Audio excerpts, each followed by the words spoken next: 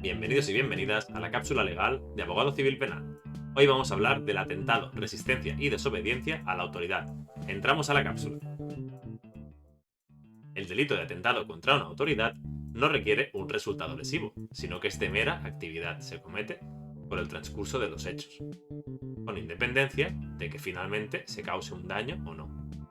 Y el ordenamiento jurídico, en base al principio de autoridad, protege el buen funcionamiento de los servicios y administraciones del Estado. Las víctimas del delito de atentado contra la autoridad son las autoridades en sí, los funcionarios públicos y los agentes de la autoridad.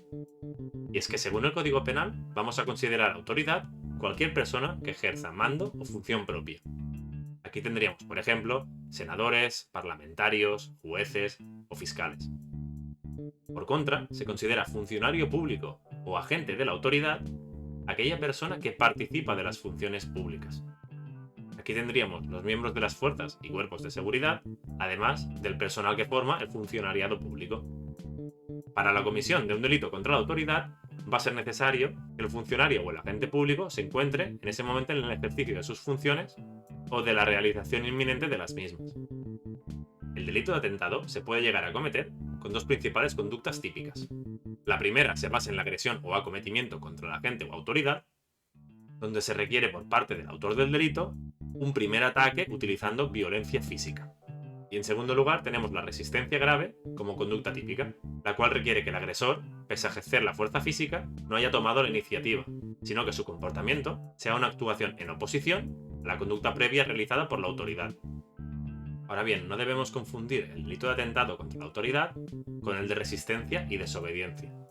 Y es que este último, de menor gravedad, solamente puede llegar a cometerse contra autoridades o agentes de la autoridad, pero no contra funcionarios públicos.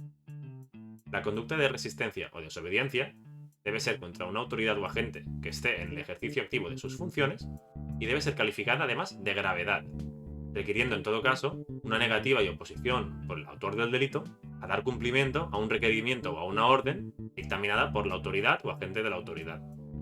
En estos casos siempre podemos entender que existe esta gravedad en la desobediencia cuando el autor del delito presenta una negativa y resistencia reiterada al cumplimiento de las órdenes.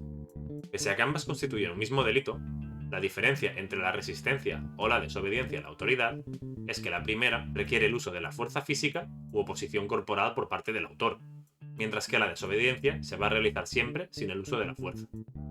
En aquellos casos en que una persona desobedece de manera leve a las autoridades o agentes, no se condenará vía penal, sino que va a poder ser sancionado vía administrativa. Y aparte de los delitos de atentado contra la autoridad y de los de resistencia y desobediencia, tenemos la regulación legal de la falta de respeto y consideración. Estos delitos, de menor gravedad, solamente pueden llegar a cometerse contra autoridades como tal. Es decir, no se puede perpetrar ni contra agentes de la autoridad ni contra funcionarios públicos. A nivel práctico, se va a poder condenar a una persona por la falta de respeto y consideración hacia, por ejemplo, un juez, un fiscal, un senador o un parlamentario, etc. Ya que a nivel penal, por ejemplo, la policía no se considera autoridad, sino simplemente agente de la autoridad. Con todo ello, tendremos que el delito de atentado contra la autoridad contempla una pena privativa de libertad de hasta 4 años o de 3 años de prisión si no fuera autoridad. Por contra, el delito de resistencia y desobediencia a la autoridad contempla penas privativas de libertad de hasta 1 año o pena de multa de 18 meses. Y finalmente, los delitos leves de falta de respeto o consideración a la autoridad contemplan como máximo una pena de multa de 3 meses. En cualquier caso, siempre es interesante delimitar y profundizar en el concepto legal y penal de autoridad, ya que en algunas ocasiones va a poder incluir a profesores, médicos y farmacéuticos. Para más información siempre podéis consultar con la web del despacho de Delte y Abogados. Un saludo y hasta la próxima.